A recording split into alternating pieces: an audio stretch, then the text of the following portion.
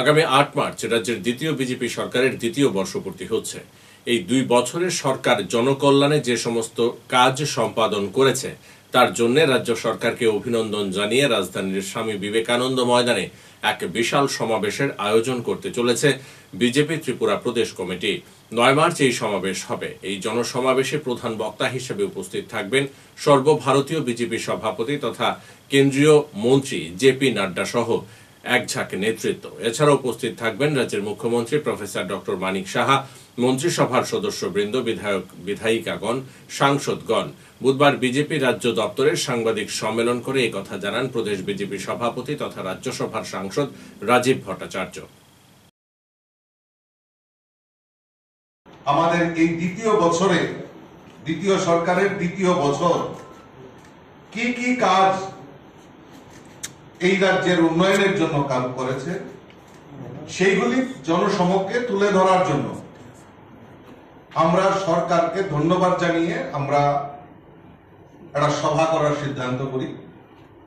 কিন্তু পরবর্তী সময়ে আমাদের গোচরে আসেন যে ৮ মার্চ আমাদের এই রাজ্যে মাধ্যমিক এবং উচ্চ মাধ্যমিক পরীক্ষার সময়সূচি রয়েছে।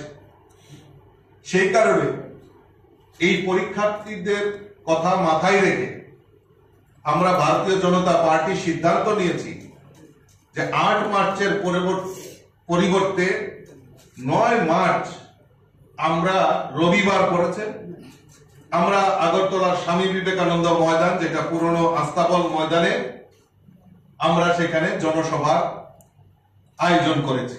রাখেন সেগুলি শোনার জন্য আমি আপনাদের মাধ্যমে আমি রাজ্যের আপামর জনসাধারণের কাছে বিনম্রভাবে অনুরোধ রাখবো যে আপনারা আসুন এবং আমাদের এই সরকারের অ্যাচিভমেন্ট সম্পর্কে আপনারা ওয়াকিবহাল হন। আমি আবারও আপনাদেরকে স্বাগত জানাচ্ছি। সময় সকাল 11 ঘটিকায়। আজকে আমাদের যারা কার্যকর্তা, আমাদের যারা লিডার, আমরা সবাই সিদ্ধান্ত নিয়েছি যে আমাদের এই প্রচার প্রসারকে সুদৃঢ় করার লক্ষ্যে আমাদের নেতৃত্বরা, আমাদের বিধায়ক, আমাদের যারা মিনিস্টাররা রয়েছেন এবং আমার অফিস বেয়ারার মোর্চা, জনজাতি মোর্চা, মহিলা মোর্চা, যুব মোর্চা, প্রত্যেকে আলাদা আলাদা ভাবে সাংগঠনিক স্তরে বৈঠক করছেন।